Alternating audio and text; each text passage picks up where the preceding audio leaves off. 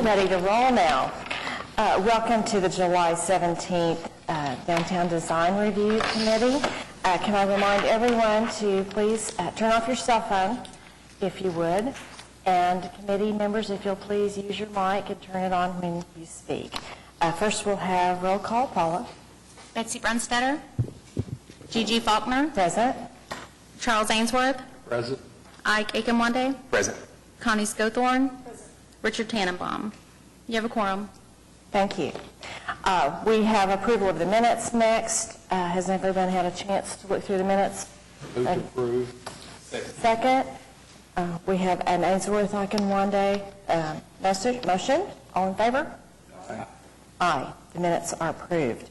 We have no continuance requests. We have 4 items on the consent docket. They are 100 West Main, 126 Harrison, 900 West Main, and 120 North Robinson. I think that there are representatives from 900 West Main here. If you'll identify yourself, thank you, that might like to present. So I would entertain a motion to move this to the number 6 cases for individual consideration. If anyone would like to do that. So move. Do we have a second? Okay. With the Scothorn Akinwande motion to move item C from the consent docket to cases for individual consideration. All in favor? Aye. Okay, that's so moved. So now we do, I believe everything else is on the consent docket. Is there anyone that would like to speak to any of these items? Either from our staff or any questions, any comments from the committee on the consent agenda? If so, I'll entertain a motion. Move to approve. Second. Okay, we have an Akinwande Scothorn motion. All in favor? Aye. The consent docket is approved. So now we will go on to our cases for individual consideration. We have 3 now, and so we'll go ahead with our, the ones that are on the docket, and then we will have the 900 West Main as the 3rd item. So the first one that we have no cases withdrawn. So the first case that we have is 1000 North Lee. The applicant present. Hi, Melanie. Would you sign in for us, please? Sure.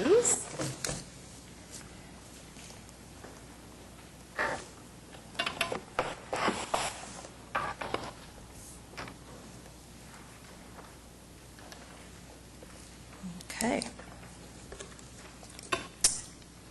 Are we ready? Is the slideshow ready to go? Okay. I was here in May at your DDRC session and presented the addition to St. Anthony Hospital.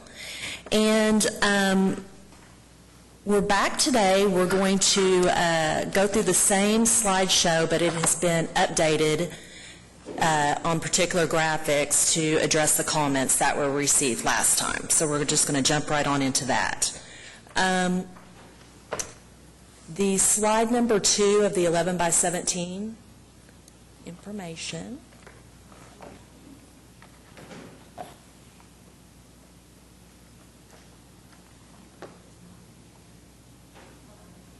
Okay.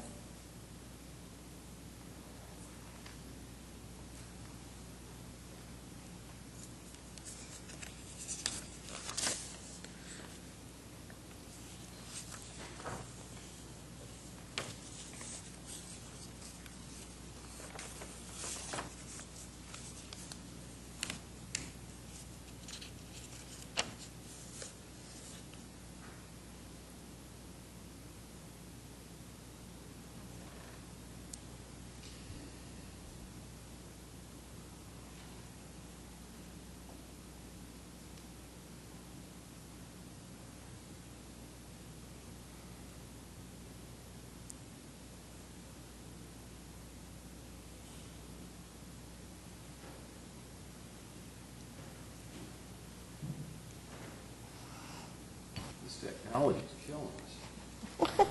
If it pops up, that will be awesome. Just to let the audience know, we are looking down at our screens, so There we go. we're seeing the same thing that you are Great. in living color.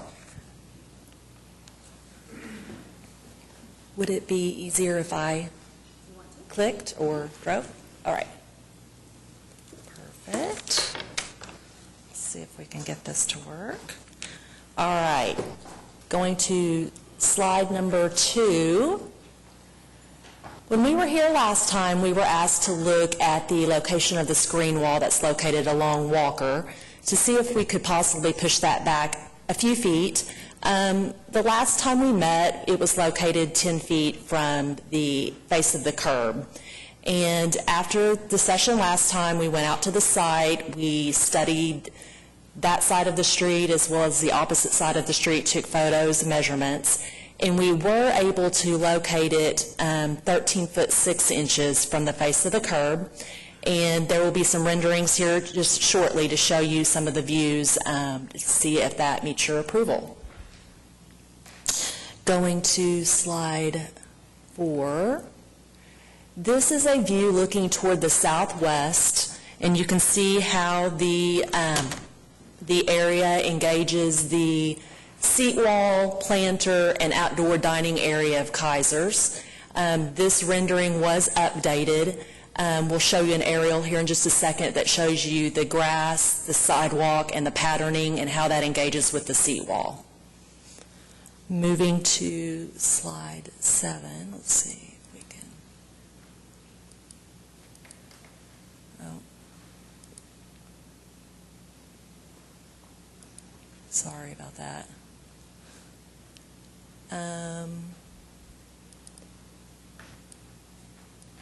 Scrolling through these. Another comment that we had when we were here last was adding more glassiness to the north facade. And the screen wall was approved, and this is beginning to show you some of the windows that were added. But toward the end of this presentation, we'll actually switch to the north elevation, and you can see the amount of exterior glass that was added. And a third comment that was received last time was to look at how close a stucco element at this canopy was and its closeness to the grade. So now we have completely wrapped that element in limestone to address that comment. All right, there we go. There's the aerial view of 13 foot 6 inches from the face of the curb. You can see that there are several brick pattern plans along the streetscape.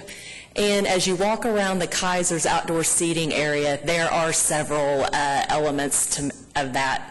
And so we were matching some of that along our project. And you can see now that we've got a nice relationship from the west side of the street to the east, and that there would be a brick element there, brick paver element there for crossing the street, crossing Walker. This is a view that we've added. This is standing at Kaiser's looking toward the south.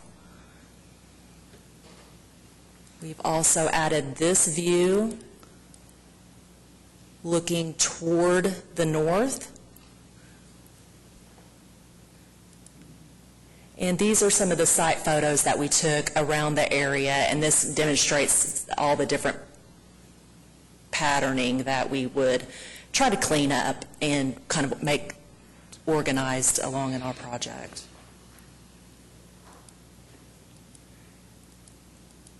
Now, this wanted to include this. We were here in 2013, and this is from the previous project that was approved.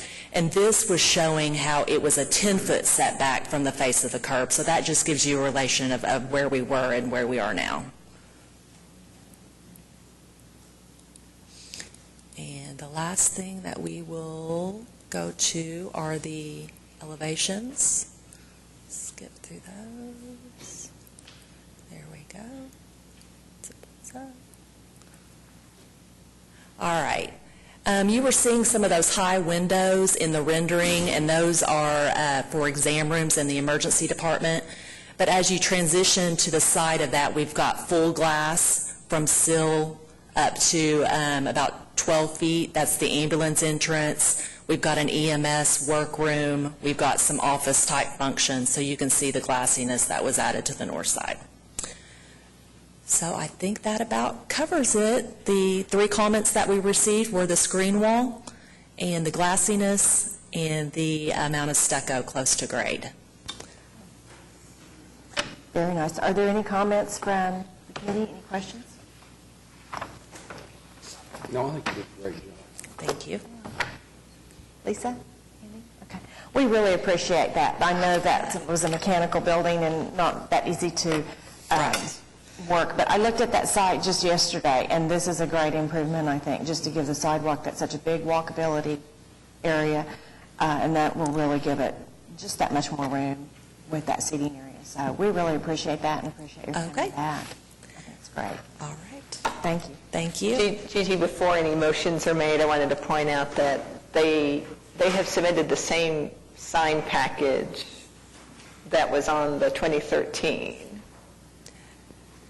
Actually, no, it was updated. Okay, well, it didn't appear very much, it seemed essentially the same. Oh, okay. But, Yeah, maybe with a few updates. But it's more signage than is allowed, so we're asking the committee to recommend approval on the variance. On the variance, Because you guys that is true. haven't pulled that variance Right. yet. Right. You haven't taken care of that. Okay, so the motion would be with a variance on the signage to the Board of Adjustments, correct? Okay. The presentation that you've made today looks like what we talked about, definitely, so thank you. Great. It was difficult to tell on the packet that we got, if it was that much different. Oh, okay. You really clarified, I think, our question. on Okay, that. So thanks. good deal. Thank you. All right. Do I have a motion? We ready to do that? Okay, I move that we approve the application on the basis that it complies with the guidelines of the DDRC and recommend that they get a variance for the sign restrictions, regulations. With the, okay. So is that a condition that they get a variance? If they have to get a variance? Yes. Okay. All right. We have a Scothorn Ainsworth motion that the project be approved, subject to a variance from the Board of Adjustment on the signage. All in favor? Aye. Aye. Motion's approved. Thank you. Congratulations and thank you. Thanks. Okay.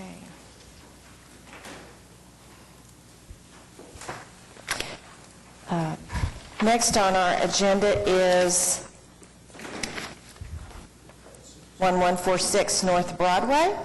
Would you state your name, please? Yes, my name is Todd Edmonds. I'm a principal with HSE Architects. Welcome. And I'm a longtime board member of Oklahoma Contemporary. I'm here to present a temporary container building that we want to locate on our new site at 1146 North Broadway Drive.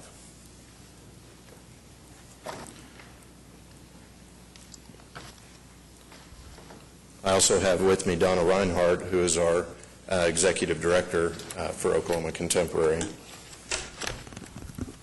Welcome.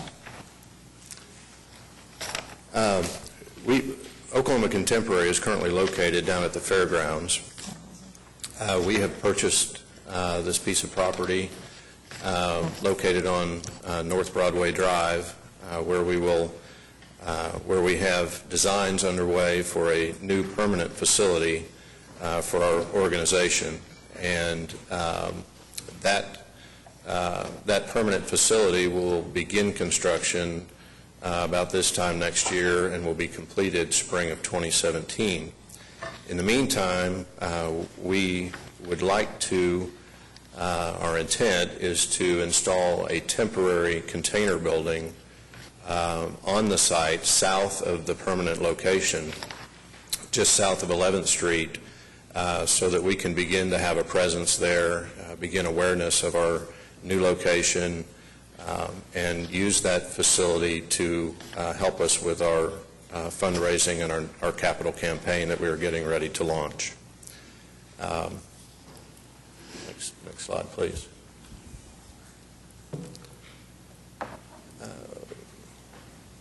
Yeah, these are some photos of the Volvo dealership and the Mercedes dealership across the street on the top, and then the bottom is our new site that is undeveloped. On the north side of 11th Street, we have currently installed a sign with our new name on it, again, to begin awareness of where we will be locating, and then south of 11th Street is also our property.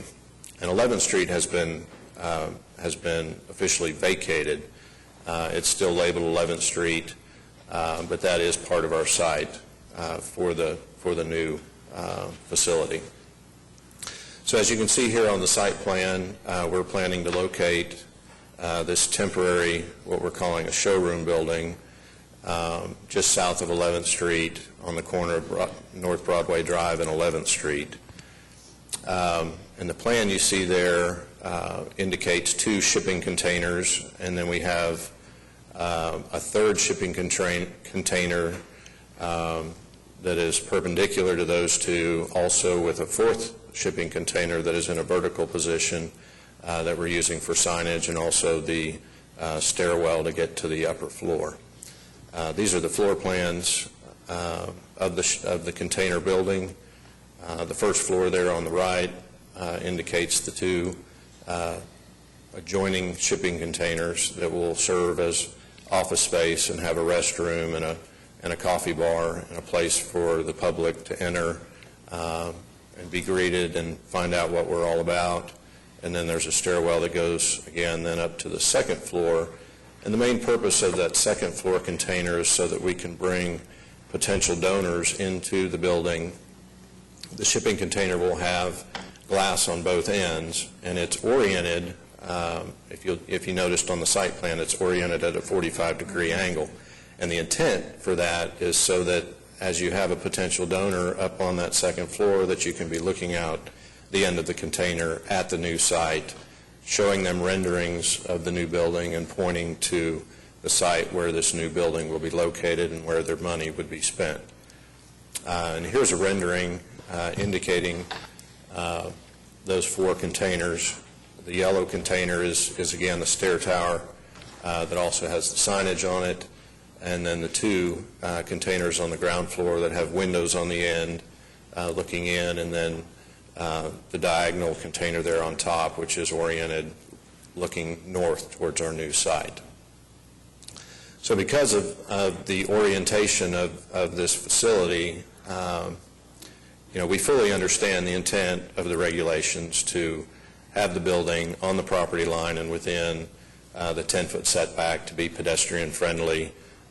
It is on Automobile Alley and along the downtown streetscape. So we fully understand that for a permanent structure, but this is truly a temporary facility and will be removed once the new building is in place. So we have agreed to relocate this building. Our intent for this is that it will be relocated to another site that we can use to raise awareness for our organization, possibly in another state or in another city here in Oklahoma. So it is truly a temporary building, and our full intent is that we will relocate it and reuse it in the future. So because of that, we feel like this is not your typical downtown building, and it is truly temporary, and it is more of a sculptural art element than it is a building, is the way we're viewing it. So we are in violation of the requirement for only 40% of the building to be set back from the front property line, and that is what we're going to the Board of Adjustments for a variance on that. But other than that, I think we are in full compliance and would ask for your approval. How long do you think this thing's going to be there, Todd? Till you get the money? Well, and that's the thing. We intend to have the new building completed by spring of 2017. So that is the date we would intend to have this thing down, and, we don't want it to conflict with the new building. We would like this to be gone when the new building is open. We've asked to allow until December of 2017 to have it removed in case our fundraising drags out longer than we intend. We don't expect that to happen, but you don't know. So, and then just to allow us time to have it taken down and relocated. So we fully intend to have the new facility up and running by spring of 2017.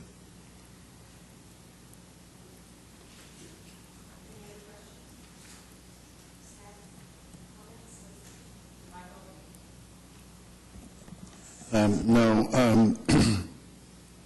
There was a discussion that the applicant and I had just before the meeting, and apparently they are willing to add landscaping in the area in front of the building, so they would not need to have the variance for the landscaping that's referenced in the staff report.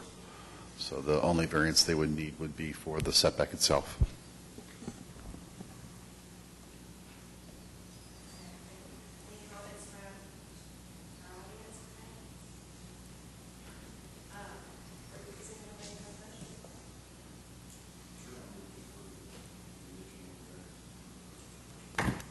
Is there also a condition on the time frame?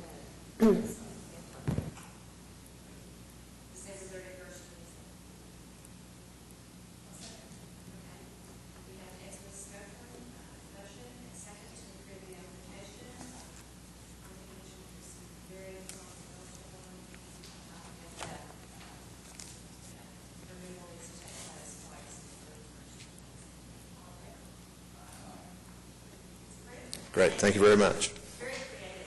Thank you.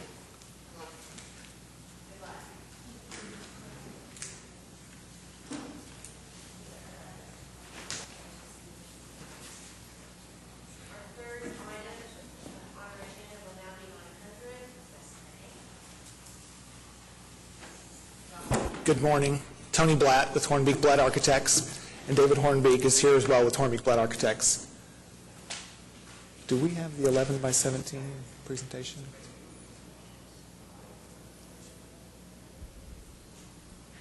Thank you all for the opportunity to kind of break off of the agenda and have us the opportunity to speak. I appreciate it.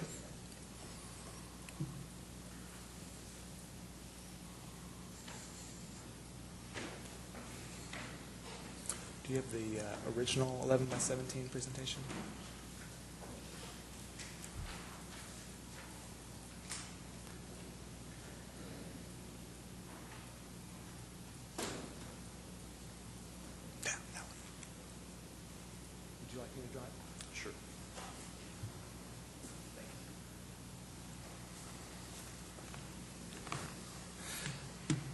So our building is the Fred Jones property at 900 West Main. And it is an existing building that was originally built in 1915 and then added onto in 1924. Original building was 160,000 square feet, 4-story reinforced concrete structure with a multi-wide brick facade, and then in addition, a 2-story building that was roughly about 26,000 square feet that was added a few years later in 1924. Actually, during the construction of the first building was when the second one was being proposed. So this is our existing site plan. To the north, you'll be able to see that the entire structure is very well intact. There are 5 street trees down by the original entrance. On the east side, there are a few street trees by an existing exit from a stairwell. On the west side, a metal fence was installed that was in very close proximity to Classen, and this has become kind of a utility court type area that is totally off of the pedestrian access. And on the south side, there was an existing canopy and an existing steel truss train shed structure that was used for when trains were brought in from the west on a spur, that they could come in and load and unload and then go out, and originally were open air in between. That has all become part of the conditioned envelope of the current building. And the east side was converted into a truck dock with a lowered area on it. So in our new proposed site plan, We're proposing to bring up and I'll show in the elevations as well, we're proposing to bring the pedestrian avenues along the perimeter of the building on both the east and the west and the north side back into compliance with the downtown streetscape. We're bringing in street trees at 25 feet on center, and we're opening up the west side so that we have full integration of the west facade with Classen Avenue, so there will be a better link there. We're proposing a small parking area that will relate specifically to a tenant space that is a small portion of the proposed building. Then we are removing the non-historic raised portion of the train shed structure, keeping the historic canopies, cleaning up the historic framed truss structures and opening them up as sculptural elements, and then filling in the truck dock and creating an outside dining court that kind of harkened back to the original eastern edge of that train shed spur. Along the streetscape, we're proposing to use some items that are a portion of the Project 180 streetscape elements that are to the east. Our site doesn't fall within those areas, but we're proposing to bring some of them down there, such as the bench, some of the tactile surfaces, trash and recycling areas. We will have some bike racks, different bike racks in different areas on the site. We're proposing to install a Shawnee Brave bald cypress at 25 feet on center, and we're going to do that for the full perimeter of the site. If at any point there's a question, please don't hesitate to interrupt me, because it would be fine. I'd love to answer questions. The existing floor plan, proposed floor plan, showing the eastern facade. We will not change from the outside. We're not going to change the exit from the stairwell. We will leave it in place and refurbish it. On the north side, the existing entrance into the building will be maintained as the entrance into the restaurant, and we will be creating some additional entrances that are along the northern facade, some of which are going to capitalize on some existing roll-up doors that were in the building. We're going to use those as locations for entrances at varying spots. And then on the west facade, all of the bays have been infilled with metal panels, so we're going to bring those back into compliance with the intent of the building and the fenestration that was originally designed, and then we're going to create an entrance for a future tenant space. This is the proposed parking area. This is on the east side. Then there's the proposed outside dining area, and in between and screened from view on both the east and the west will be a service court in which we'll provide all of the utility functions for the space and the service and loading for the hotel space.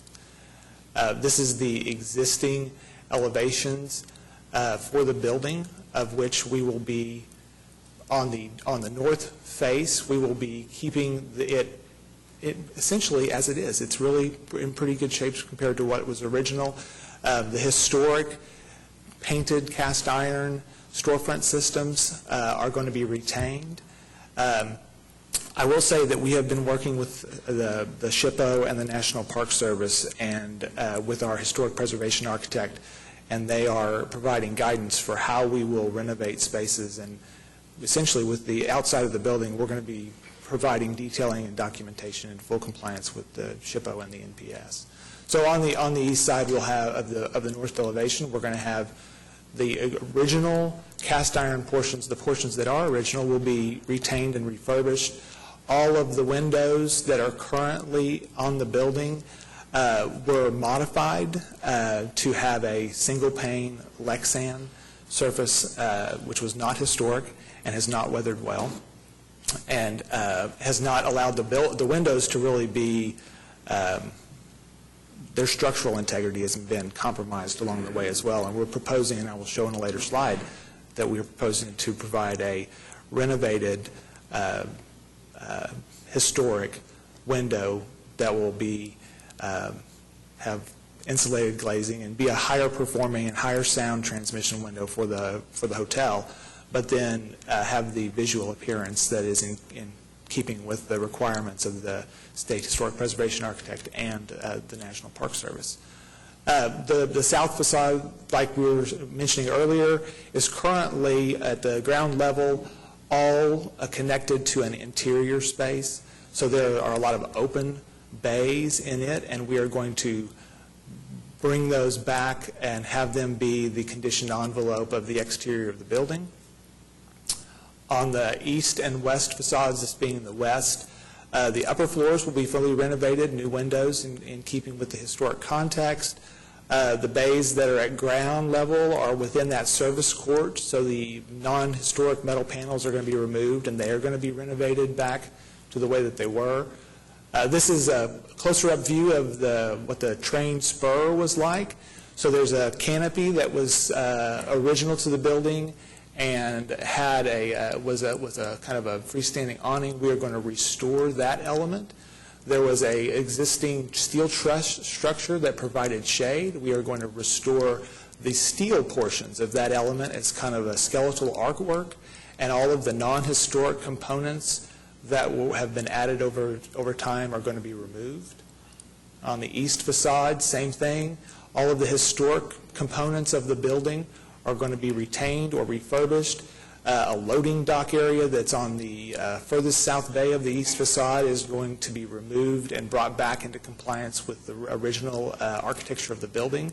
The stair exit is going to remain and be refurbished.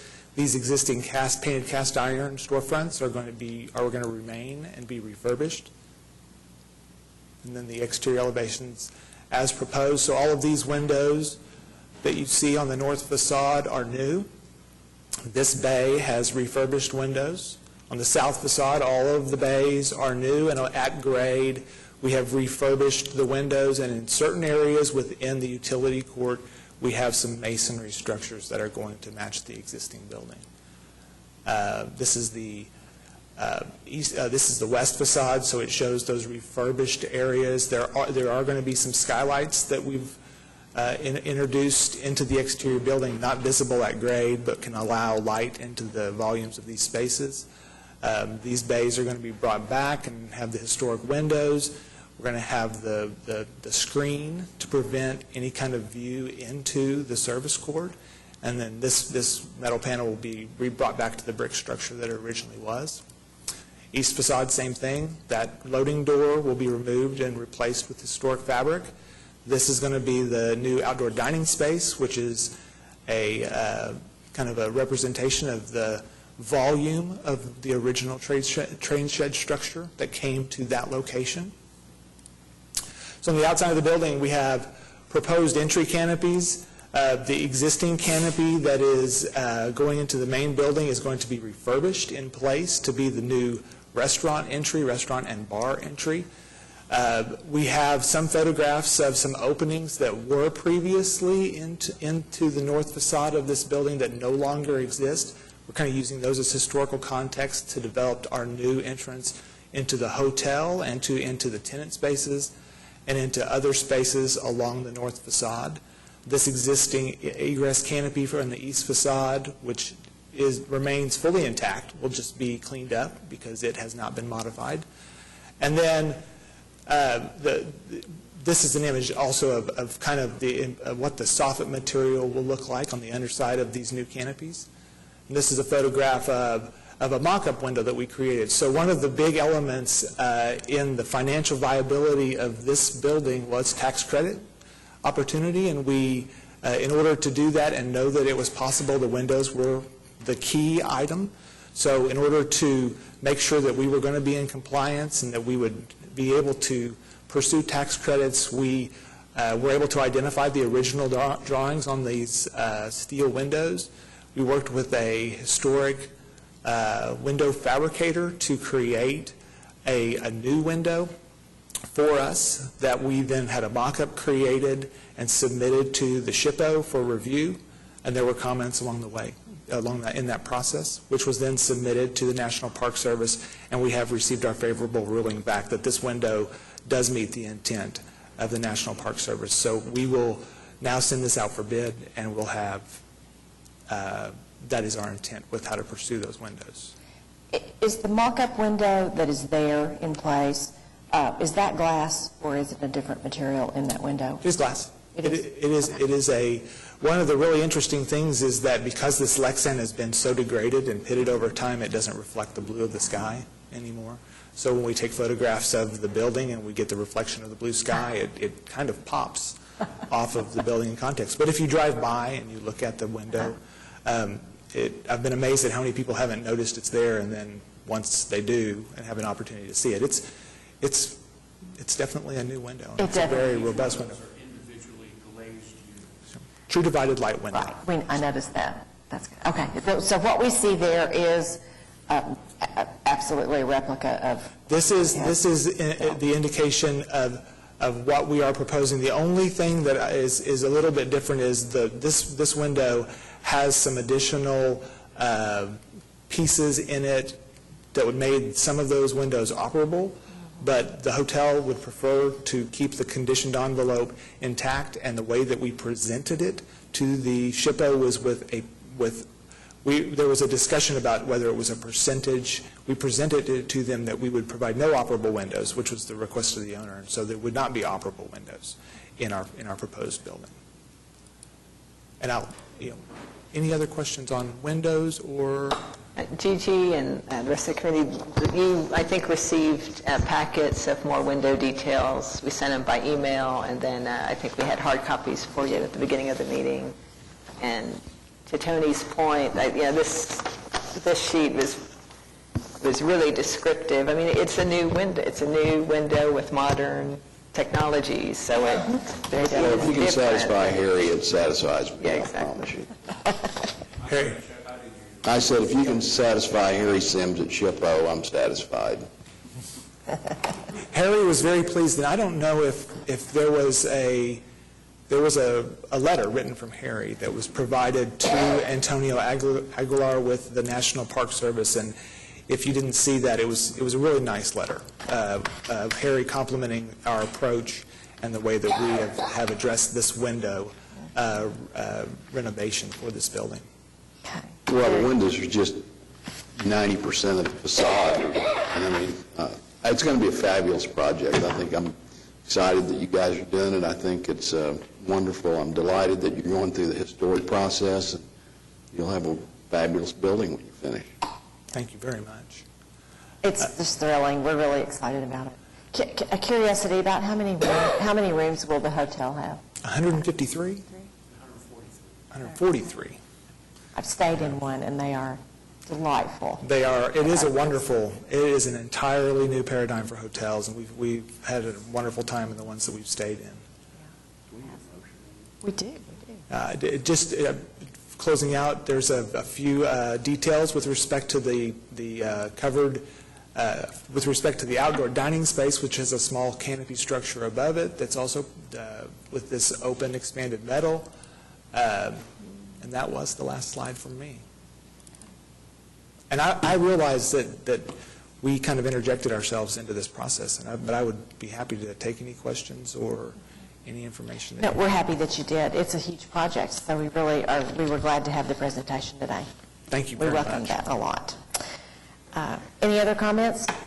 No, I think it's an outstanding project and a real significant deal for that end of town, and delighted it's happening and looks like a quality project. So good job, and I move to approve. Yeah, just one last comment. I really appreciate the attention to the historic elements. I mean, there are many times where we don't get to see that, but also just want to say thanks for presenting, because this is a lot of stuff that's going on with this place, so it's good to hear and get the detail on that. Thank you very much. Appreciate it. Thank you. I have a motion, and I did have a second, so we have Ainsworth, Akinwande. All in favor? Aye. Your project is approved. Thank you. Congratulations. Appreciate it. Is it now 4 Amigos? What? Is it 4 Amigos now? I said, is it 4 Amigos or still just 3? No, it's just 3 right now. One of ours just put on a heck of a music festival for the city. I don't know. I hope you guys supported it.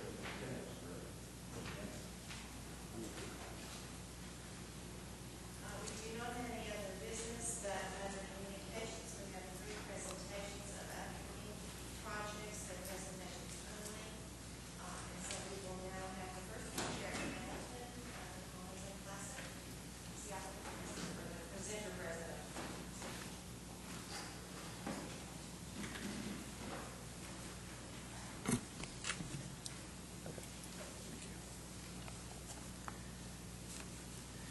I appreciate you giving us the opportunity to come and speak a little bit about our project here in Oklahoma City. I'm Derek Hamilton with Belmont Development Company. We are the consultant for Neighborhood Housing Services, local nonprofit who currently operate at 13th and Classen, the site of this new proposed project. I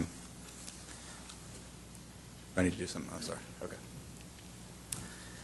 This project was approved back in May for about $7,500,000 in affordable housing tax credits from Oklahoma Housing Finance Authority. It's a 62 and older senior project. Tenants have to make 60% or less of area median income to qualify to live there. It's a traditional affordable housing tax credit development. It's a 48-unit, 3-story apartment building. It's got 4 efficiency apartments, 36 one-bedrooms, and 8 two-bedroom units. As you can see, it's a triangular lot at the corner of 13th and Classen, where NHS's building now sits. Are you all familiar with that location? Okay. It is, yeah.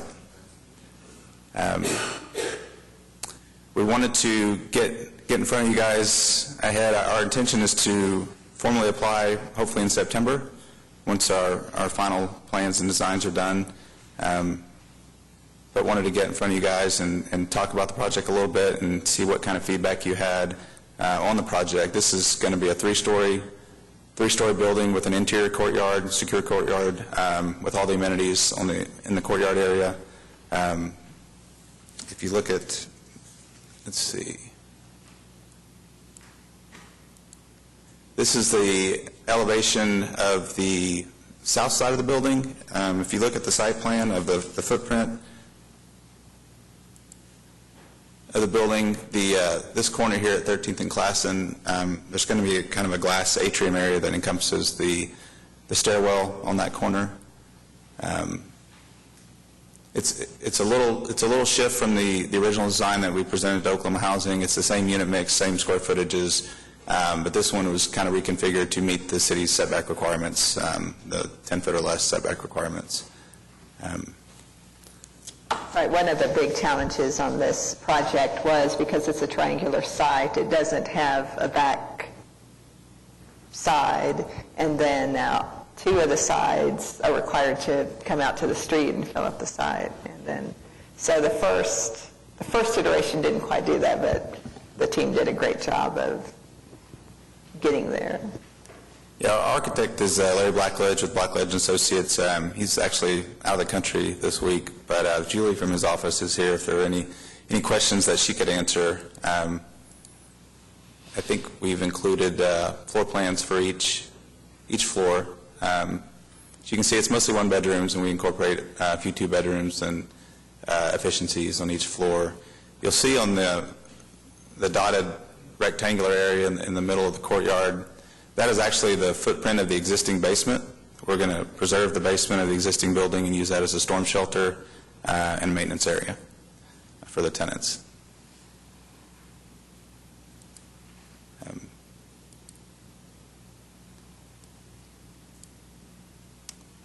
I believe we have 43 parking spaces now.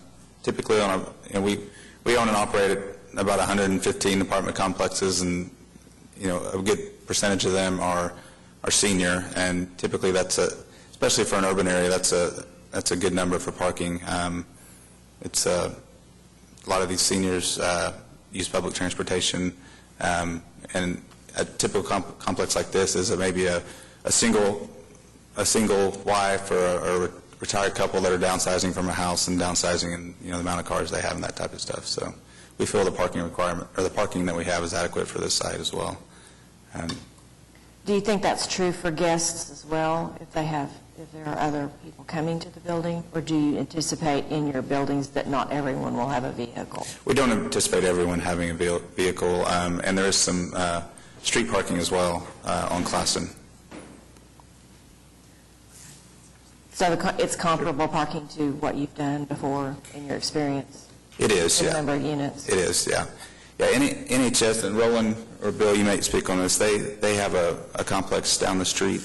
If you want to give some details on, kind of compare that parking lot. This is Roland Chupik with Neighborhood Housing Services. Welcome. I'm the Executive Director. I'm Roland Chupik for Neighborhood Housing Services. And our interest in doing this project, particularly from the board perspective, we became involved in the Wesley Village project, which is a senior independent housing complex near Hudson and 12th. And it's it's a rehab project as well.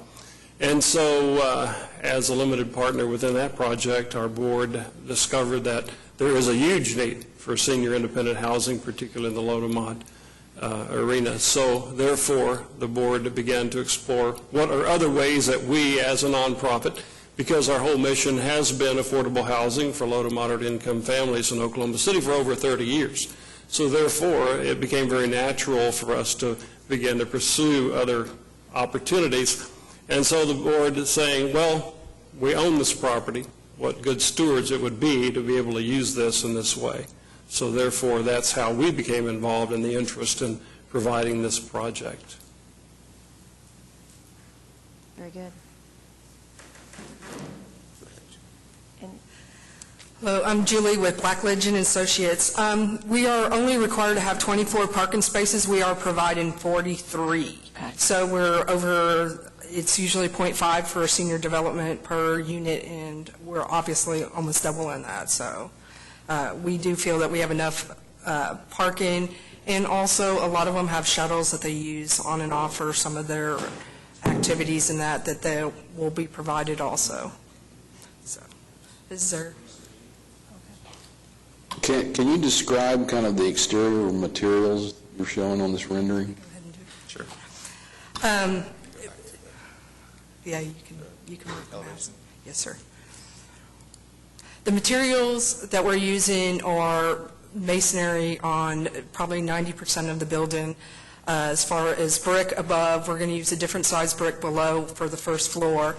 The accents that you see as far as the crown and gable portions of it is going to be an EIFS material, so we can get it molded to a desired look that we'd want. All the windows in that have to meet the tax credits, which is very high Energy Star, low E. The front atrium will be a type of a storefront system. We haven't officially gone that far into the design of it, but the interior even of the common area will also be a hard surface material as far as brick with a little bit of EIFS, and the rails will be, we have some areas, it's hard to see in this, there's some of the top story windows, there's some little areas that have false metal balcony look, just to give it a different three-dimensional look for the building itself. It sits right on the property line, majority of part of the building there on the front, and then we have areas where set back, and we hope to do more landscaping within those areas. On the inside, we'll have the courtyard. It's an open air area to walk around. You'll have stairwells that are enclosed in some common areas. You want to go to the floor real quick? Yeah. So they can see that, like the first floor. Right now on the first floor, you have sidewalks around those perimeter areas, but we have areas that are enclosed around the stairwells, and we will have an underground access with elevator or stairs to get to the storm shelter that will be provided in the old basement that will be reconfigured to make the new FEMA requirements for the storm shelter. And then we have a covered area for a patio that you have out there, and that will have glass area that it'll be covered, where you see the covered area at, and the lobby areas. They have, as you go up in the upper floors, there's some area space that's common areas where they'll have some, I think we have a fitness room, we have a little lounge areas, and there's an office, and there's a library. We'll have computers there that they can use in case they don't have their own computers. So it's more of a community feel within their system there. And on the, go to the second floor, please. I'm sorry. Is that the second floor? Yeah, and we'll have the balconies, you'll have, so they'll have windows, obviously, they'll get the green on the light on the front side of their apartment and on the back side of their apartment, so they'll definitely have, it won't feel dark within there, and you'll get a lot of that. And then, obviously, on the outside, we'll do a lot of landscaping to meet all the requirements, probably more than what is required for the landscape requirements for the city. And on the signage, we're going to keep the signage on the site where it is right now, and we'll just modify it to update it and give a new look to match the exterior of the building. Very good. Any other questions from anyone? How the neighbors, they've had any reaction from the neighborhood or neighbors, whatever? Yeah, the folks from Heritage Hills have been at pretty much every meeting that we've had. They're initially were opposed to us doing a development there. We've met with them several times through the process. I know there's one individual here from Heritage Hills today that may wish to speak as well. Our intention, and this is what we told Oklahoma Housing once we were awarded as well, is we want to present the project as we have it designed now, get some feedback from you, and then work with them again on any other concerns that they have. One of the concerns that they expressed was originally the design was 4 stories tall. It was a smaller, taller building. But once we had to reconfigure it due to the setback requirements, we were able to bring that down to 3 stories, which I think will help with some of the concerns that they had. But it's an ongoing process. We plan to have a committee, have a couple of folks from Heritage Hills be part of our design committee once we get some feedback and in between now and when we actually apply in September. But it's been an ongoing process, and we're working with them and but we're obviously required from Oklahoma Housing to keep the same number of units, same square footages. I don't know if you're familiar with tax credit projects, but because of the way the funding, it's a very competitive funding process. You basically have to commit to every amenity possible.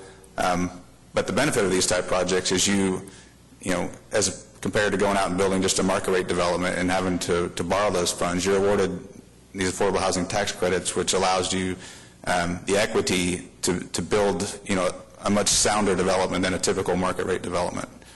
So it's going to be very sound. It's got to comply with all OFA's green standards, all that. It'll be a very sound, strong development. As Roland said, it's senior housing is needed. We're a downtown group ourselves. We office downtown and been looking at doing a project in downtown area for a long time. They're fortunate enough that we've met with a group that works in affordable housing already and partner with them. And the hardest thing about doing affordable housing in Oklahoma City is finding a site that's affordable. So I think this is going to be a great project. Oh, Marva's here too, sorry. I am, unless anyone has any questions. Okay. You need this? Good, how are you? I don't need that, I'll just, Okay. I need to sign in.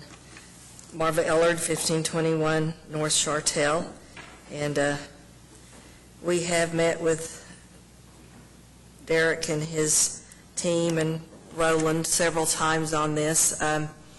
We do have concerns about it. It's an extremely prominent corner, and we want a very substantial structure there. It's drastically improved from the first time we saw a site plan, but it sits next to an iconic parcel, Villa Teresa, and it sits catty-corner to the Oklahoma Heritage Center. So it's surrounded by some of the best buildings in town. And we would like to ensure that this is a way above average building. We do have concerns about seniors there, not that we're not open to senior housing. We have a lot of senior housing close to Heritage Hills. I don't know if that site is very conducive for seniors. I've heard mention of dependency on public transportation, and I don't think they're going to have a lot of options there. But we welcome senior housing in our part of town. We do believe there's a need for it, but I would say that our main concern is the quality and the design of the structure. I went to OFA's meeting yesterday. We went in May, and the trustees asked the developers to work with us and meet with us, and we had not heard from them at all till day before yesterday, and I got an email from Derek saying that they were going to be presenting for informational purposes at this meeting. We want a successful project for them, but we also want a successful project for the neighborhoods.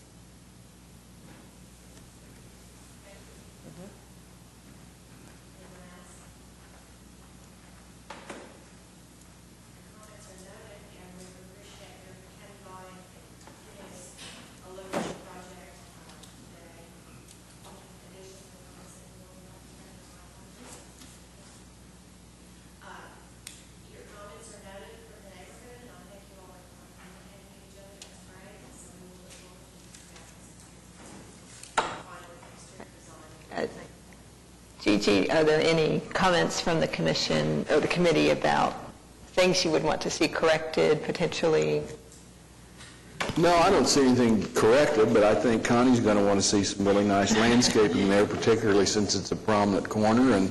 And clearly, I appreciate what Marva said. I mean, I do think that's an important corner, and I do think that, I guess, I'm probably like everybody else. When I hear affordable housing, I think, are we going to build something, not so good there? And so I will be interested in the quality of the materials, and I think senior housing is needed downtown. In fact, my 90-year-old mother that's no longer with me said, "Son, what's the matter with you? Why don't you build some senior housing downtown?" And so I think it's needed, and I think if it's done correctly, it would be a great addition to this area. So I think that downtown is evolving into a fabric that's got to be inclusive of everyone. So anyway, I look forward to seeing your final design.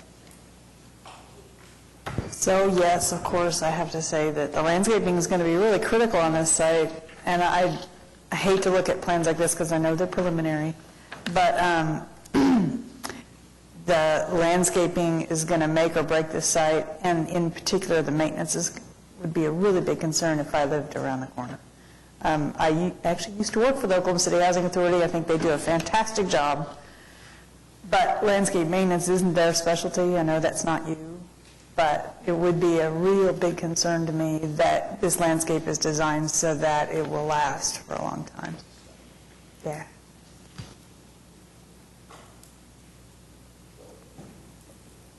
Thank you.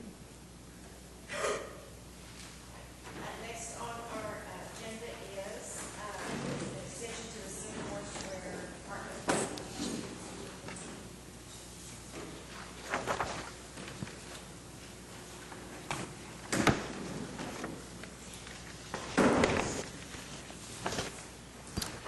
Good morning.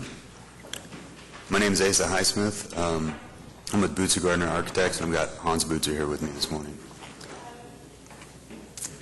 And I'm going to go full screen and be fancy, if that's okay.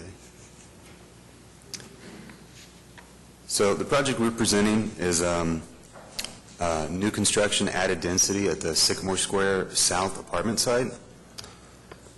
We've got a context map here.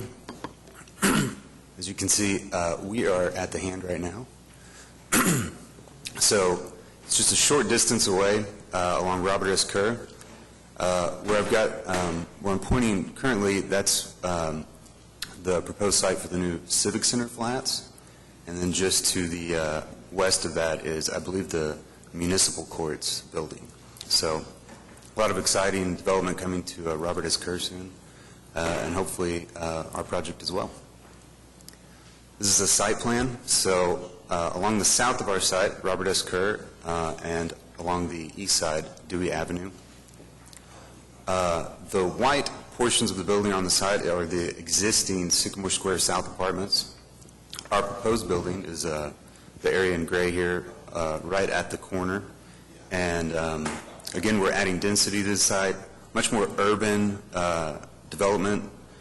We feel that while the existing building is worth saving. It's a very suburban-style building, of course, in the downtown area. So we looked for kind of a unique way to, again, provide an urban environment, add density to the site while keeping what's existing. Some of the amenities that we're trying to propose along with this development, well, I should say, first of all, we're splitting our submissions. So right now we're really going for approval on the building and on the expansion to the parking, and we will be folding in at a later date a separate submission for the site work. The way that we're trying to approach the development, we would like to begin the building at a certain point and kind of get final approval on a lot of the site work at a later time. But some of our plans for the development that, along with the site work, are, like I said, expansion and maximization of the existing parking around the site. Whenever we bring our new building in, it will eliminate some of the existing parking currently and their existing entry, or the main entry onto the site. So we're going to relocate the curb cuts to the corners of the site and, again, try to maximize the on-site parking. So this will mean additional parking along the northwest corner. Currently, this is kind of like their dog park area. We are going to be replacing the dog park with what we believe is going to be a great amenity for the site, which is the area between, pardon me, the new building and the existing building. We're looking at what we're calling a type of alley court in between the two. We see a little bit more private version of the amenity between, if you know the development in Midtown, between the Guardian and the Packard building, which we think is a really great, site and public amenity that they've developed there. So we're looking for a little bit more of a private version of that for the tenants and residents of this site, and we'll have a rendering of that later. Because our building is much more urban than what's there existing, and because of the capabilities that we have on site, we will have some parking along Robert S. Kerr. Now, this is existing parking, but it will stay intact, and this is to the west of our proposed building. But again, still along Robert S. Kerr, part of what we're proposing to hold that urban edge is basically a parking buffer, like with specially designed planters that will provide a bit of an architectural slash landscape element. We've got an eye towards what the Sandridge Commons site has done with their geometric planters. Personally, I think it's a beautiful commons area, and so I think one of our goals is to provide something of that level of amenity. The project is multi-story or multi-family housing. It's mostly 3 stories. The bottom plan you see here is our first story, top being the 4th. So there is one small corner of 4-story that runs along Robert S. Kerr and Dewey. Other than that, like I said, the majority of the project will be 3-story with a mix of different housing sizes or apartment sizes. The 4-story section on the corner will be split-level 2-bed units, which will be the biggest units that are available. The corner of Dewey and Robert S. Kerr is where we will have our common space. We're shooting for a large amount of storefront and glazing on that corner to make that the most pedestrian-friendly section, of course. We've also provided some of the current unit size plans. These will be a little bit smaller than what's currently available in the market.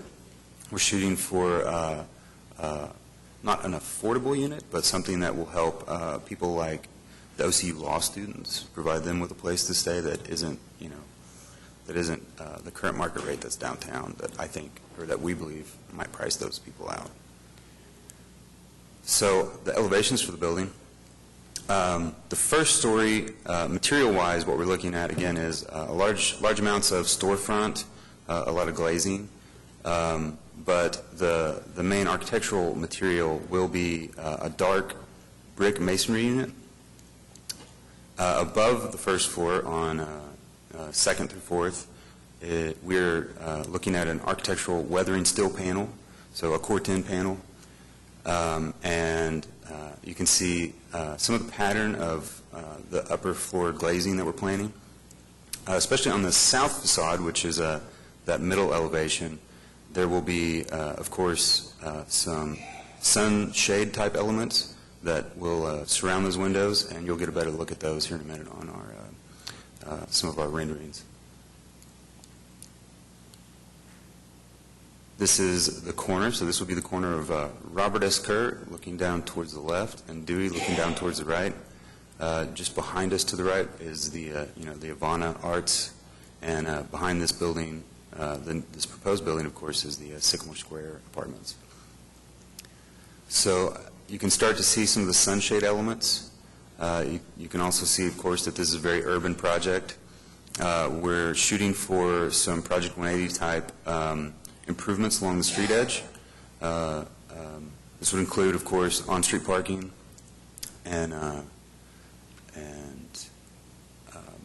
think, also hopefully elevating the level of street lighting along that. We see this, of course, with the new Civic Center flats being really becoming like a very residential style street. So this view would actually be from the new proposed Civic Center Flats building, looking back towards the east. You can start to get a feel for the ideas that I was talking about previously on those parking buffer planters. So again, trying to hold the urban edge along the south side of the site along Robert S. Kerr. Again, another view of the proposed building as well, and you can see Sycamore Square South Apartments behind. And finally, this is an image of the alley court concept in the back. So, we see this as a place for the future tenants to really hang out. Hopefully a lot of opportunities to meet your neighbors, barbecue, and enjoy living downtown. And that's what we've got. I'd love to entertain any questions you guys might have.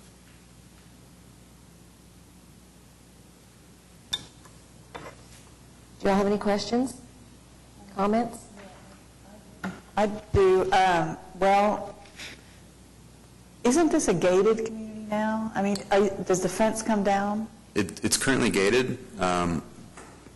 We're exploring both opportunities of basically partially gating this community. I think this particular area, the alley court area, we might like to protect for the tenants. Just with these with areas off street, especially that are hidden from the street, we feel like those could easily feel like unsafe areas at night. So we think it makes sense for portions of the site to definitely stay gated. As far as what wouldn't be gated, again, we are working through kind of final concepts on the overall site, and we'll hopefully be able to present that to you soon. But I think those ideas are still kind of in the works. Okay, and then my other question is parking. So you're adding 60-some units, and what's the net increase on parking? So net increase on parking is 66. Oh, you're adding? Yeah, but something to note is the existing Sycamore Square Apartments are also becoming split, so there will be an additional increase of units on site. In the end, what we are expecting is closer to a 1-to-1 ratio for parking. And normally you want to shoot for 1.5, but it being a downtown location, we feel like it's not necessarily a concern. With a lot of the additional streetscape improvements that are coming, we think that people who want to live downtown in these type of apartments may or may not in the end, actually have vehicles. And those that do, we feel like would be, amenable to parking on street, especially at night. So.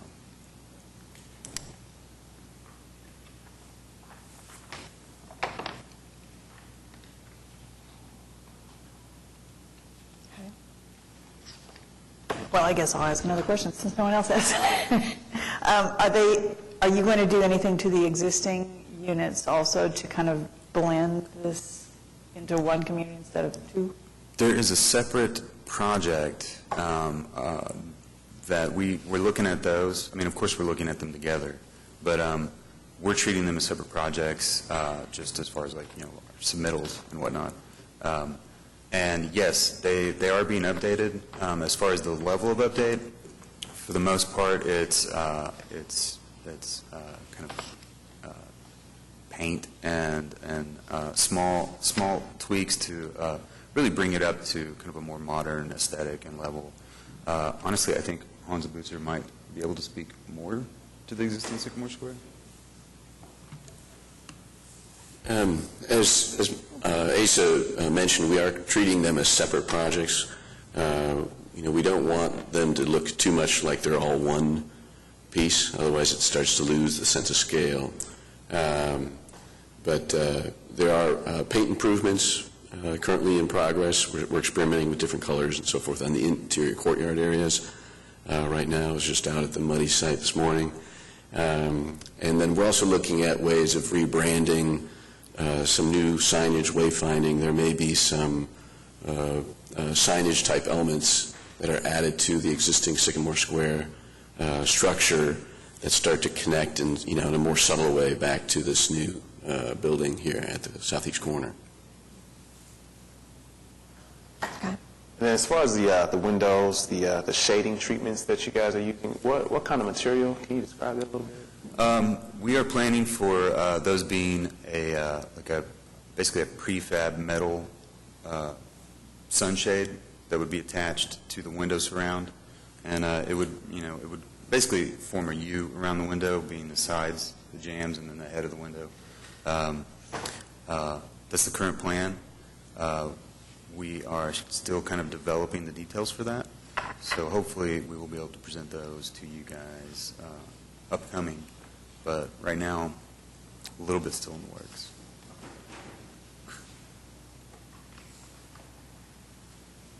All right. I think we've asked everything we want to ask. We'll look forward to you coming back. Awesome. Thanks for coming today. Thank you, guys. Appreciate it. Project.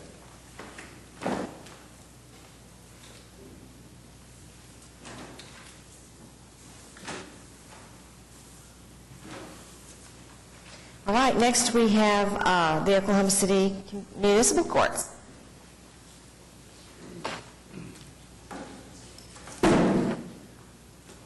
I'm Scott Dedman with ADG. I'll sign in here.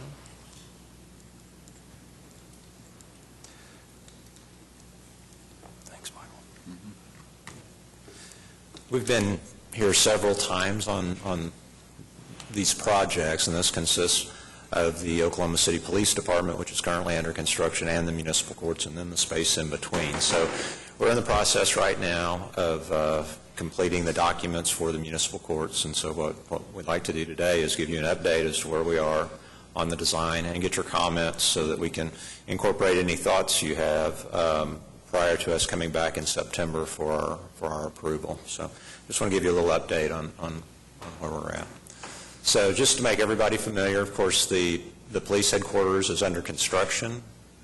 The old city jail is located right here, and then the municipal court site is in this location, which is just adjacent to the previous project that was mentioned, right, in that location. So we're in the Civic Center complex, and again, we think it's a real honor to be able to do some buildings in the Civic Center complex, and we think this is kind of a unique area in downtown Oklahoma City, and it has some different things about it that other parts of downtown really don't have. Of course, you can see some of the historic photos of some of the original buildings. One thing I want to note is the way the window treatments are, the vertical fenestrations, and just some of the detailing that goes on. Also, the fact that the setbacks in this area are considerably different than the rest of downtown Oklahoma City. All of the municipal buildings have rather large lawns or plazas that welcome you to those facilities. So this is a historic photograph of this area. You can see our site is back in the back, County Courthouse in the front, City Hall, and the Civic Center. Just some of the design cues that we've taken as we've incorporated them into the police department and also into municipal courts. The use of limestone. Of course, we're with our budgets, we're not able to use limestone, but I'll show you the material that we are using. The tan brick. The use of decorative metals. We want to try to bring some of that back in, and also detailing in the masonry. Just a little bit on the context. Of course, we have the Museum of Modern Art, and I think as a modern building in sort of the Civic Center complex, this gives us some really nice cues to work off with the use of the limestone and the glass. Of course, we have the county jail adjacent to us. This is the evidence storage building for the police, and then the Choral Directors Society, which is adjacent to our site. There is another housing complex that will be going, I think, right in this location, and then the municipal courts building. And then the police headquarters that's going up right now that we got approved last year.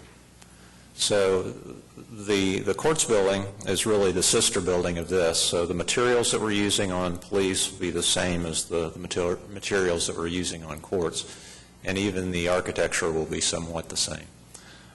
So we have a very tight site. The red line indicates the property lines, and we are pushing the property lines on most of the sides. The courts building is somewhat unique in that there are several different types of users that come to the courts building that we have to provide for and provide separation. Number one is the public, and so we have the public entry in this location. And we're wanting to pull that back and create a bit of a plaza area for the folks coming to the courts. Then there has to be a separate exit from the courts. They don't want people flowing back through the main entry because you have to go through security and to enter, but want to be able to have people exit quickly. So they exit in this location and come down a few steps. We also have the need to provide some secured parking for the judges and for the court administrators that has to be adjacent to the facility. And so we've created an enclosed secure courtyard, and this has site-proof walls, masonry site-proof walls that are between 10 and 14 feet tall in areas. We also have an entry for incarcerated defendants that have to come over from the county jail. So county jail is to the far left on the site plan. This is a screened entry. It's a drive-up entry where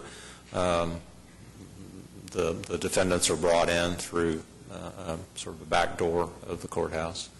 And then also we have a service dock, which would be located up on the north side of the project. Just to kind of let you see that in an aerial view, this is the plaza area in front, the secured courtyard in this location. There's also an emergency generator that has to be provided for the building, so it's located in this area as well as the dumpster enclosure. Let me pass out some materials real quick.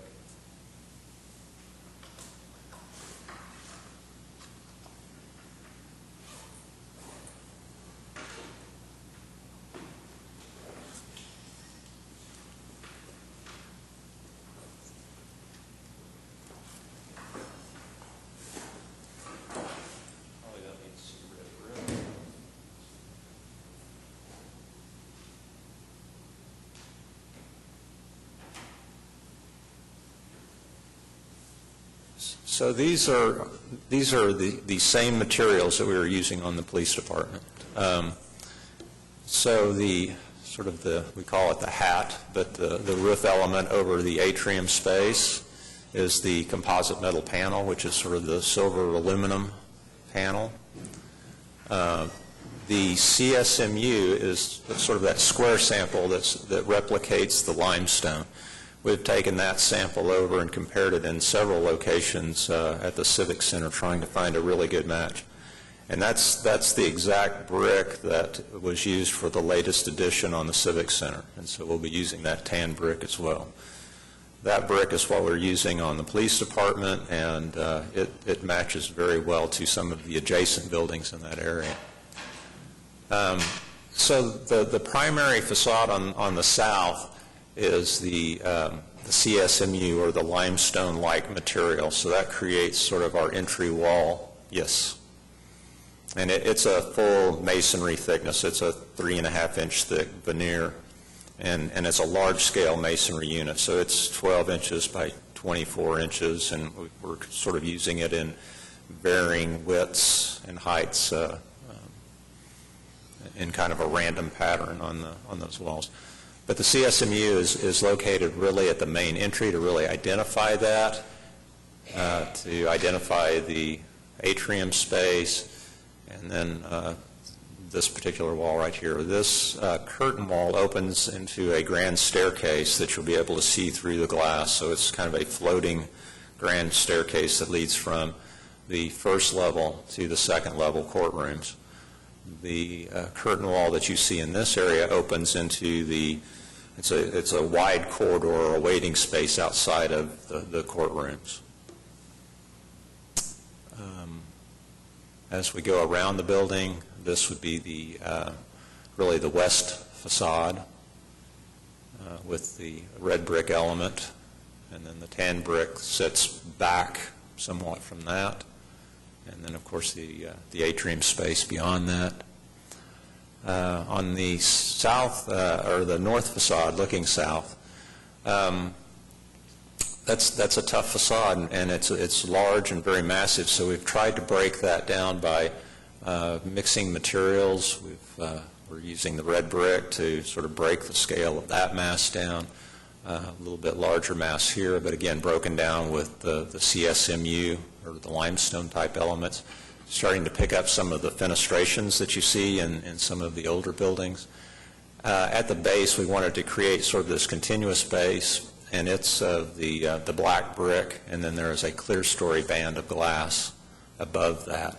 For security reasons, we really can't have any glass down at street level, so we're trying to provide clear story glass to be able to get some natural light into those office spaces beyond, but not being able to see what's going on inside of the building in the back office areas and the back corridors. The west elevation really facing downtown, you can kind of see in this drawing how the limestone wall kind of splays away and opens up to create this main entry, and then this is the atrium that leads above, and the atrium actually kind of slices through the entire building, so there's a 3-story atrium at the main entry. And then this is a view of the entry itself. I think everything that we've done complies with the regulations, with the exception that we are, go back to the site plan, of course we are wanting to create this plaza on the corner, which we feel is appropriate based on other municipal buildings in the area. And then outside of the windows that open into the waiting areas outside of the courtrooms, we do want to pull this back and create some landscape space. Actually, we were creating kind of a street wall, or a low retaining wall at this area that somewhat parallels the property line and then raises up. And that's somewhat to give some psychological protection of those windows and the folks that are in that waiting area, and also gives us a nice opportunity to have some landscaping in that area. Is that going to be, it doesn't really look like that's going to be that invite people to go in there. No, and we don't. It's really a little bit of a barrier, it's just more of a... That's correct. That's correct. It's maybe 24 to 30 inches tall at the most. Right. So it's just sort of a psychological barrier to keep people out of that area. Right. Softens. So I think those are really the main things that we would ask for your support in getting a variance on those items. Makes sense to me. I understand the entry plaza and the necessity of that because people congregate. And Correct. you have to have them, otherwise they'd be all over the street. all over the street. Right. And it,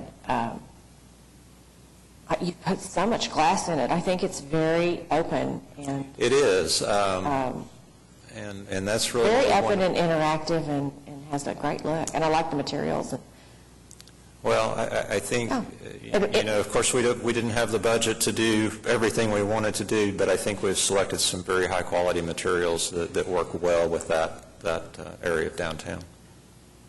Works for me. I like it. I think I love the just the integration of the materials and that whole area having a little bit more congruence than it has had. Yeah. So it'll be a good thing. Well, we're excited to see it being Great. built. The police project is going up now, and looking if you good. drive by, It's it's happening. pretty exciting. Does anybody have any comments? Good. Great. Michael? Thank you very much. Okay. Thank you for waiting. Are you guys are in support of the setbacks? Okay. I'm A-okay. Perfect. Thank you. Okay. Thank you. So ADG's made... We have a couple of committee members that aren't here, Yeah. You'll just have to sell them on it.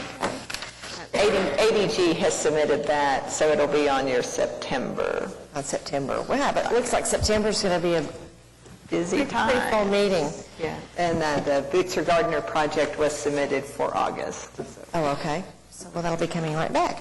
All right, we have administrative approval reports, and there are quite a few items there. Is there anything of note that the staff wants to let us know about?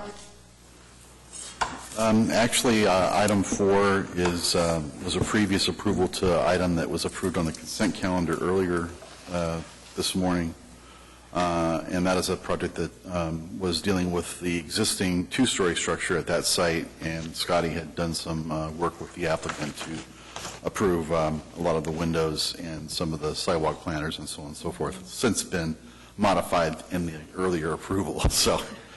but that work was administrative level. Everything else is pretty straightforward. Nothing of any significance to note. There is, item 11 is the construction fence that goes up around, that went up around the stage center for the demolition of that facility. I was glad to see that all, black vinyl coated black mesh. Yes. Happy.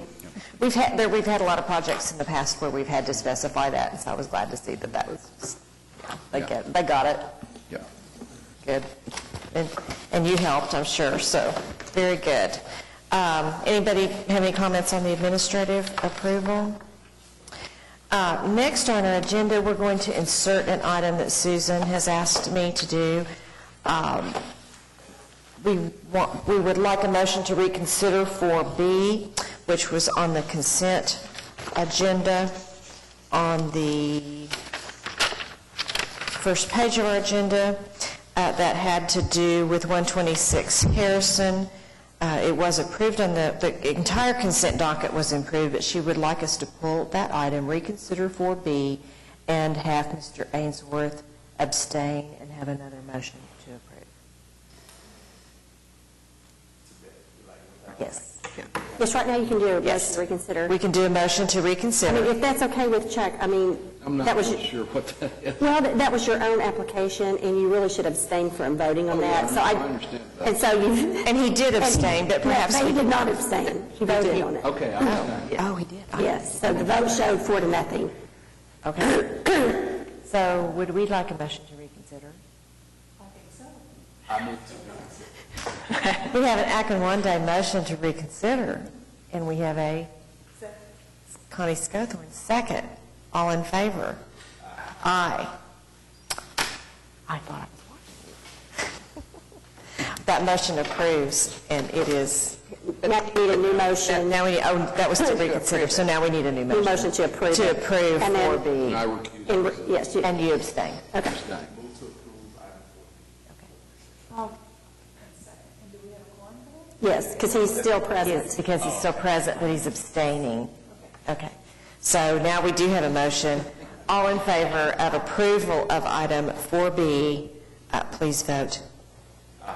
Aye. It is approved. Okay, next we have, just to finish up real quick, we have comments from planning department and staff.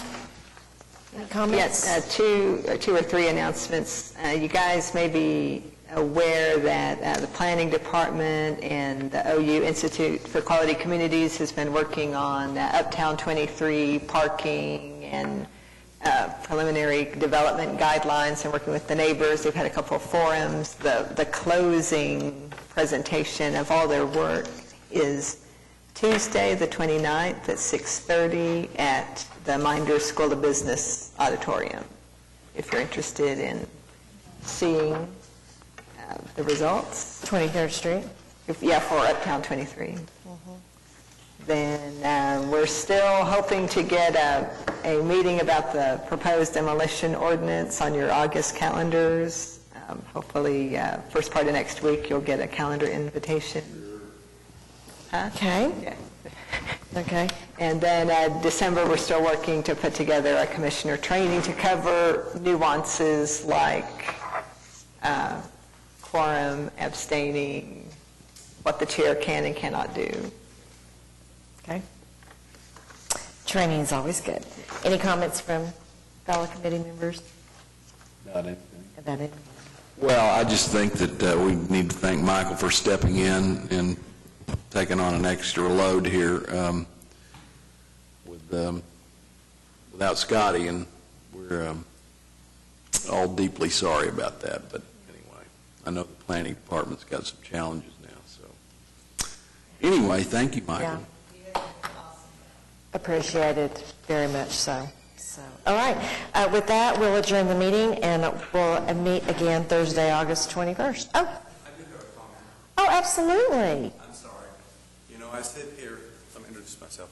I'm Jason Johnston, and I'm here because I sit on the Mayor's Committee for Disability Concerns, and I've only spoken once in all these years, and I've been really busy and haven't been able to be here. But I have a strange correlation between gravel parking lots and shipping containers. They're both temporary, and I really don't know. We basically, in the past, haven't allowed gravel parking lots because they're an uneven surface and they're not particularly friendly to anyone with any disability concerns. And I didn't speak during that because I think it's a great project and everything. The second floor is not accessible because there's no elevator.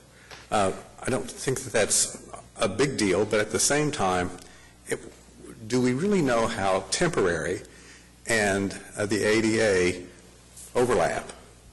And when a temporary project comes up, how does that affect the people who are going to be using the facility? So it's just kind of one of those things. It's a strange correlation, but it's a temporary building, and I don't know if any action was taken to make sure that that temporary building would at least have ramps going into the main floor that is accessible. So it's an odd place because we will have from time to time temporary things that come before us, and they overlap with my area of concern, and I just wanted to bring that to the attention of the group. So, Lisa, any? Well, there's no parking proposed with that at all. It's all street parking.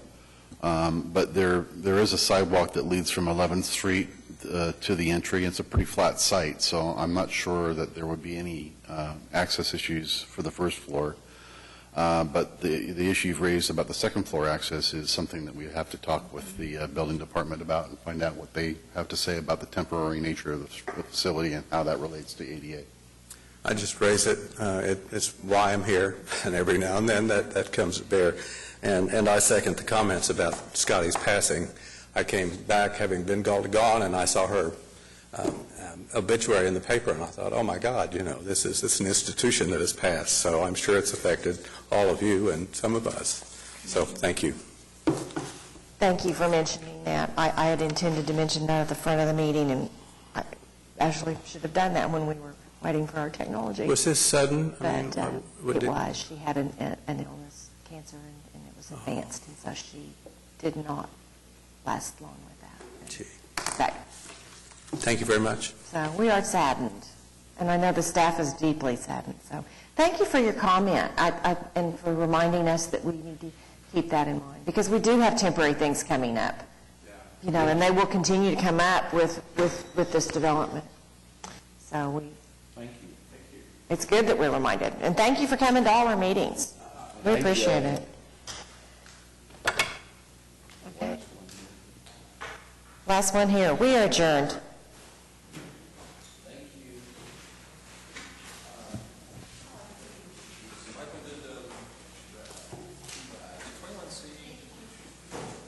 Come back and talk to you more about their tree selection? Because I tried to get them in contact with Juan a while ago. Did we come back? 21C. I noticed they fixed the bulb site, so I'm curious if they didn't delve into that too much. No, they didn't. No, they haven't really talked to me much about that. I can't remember if you or Scotty brought that to our attention. I had helped one of their subcontractors understand 180. Unless it would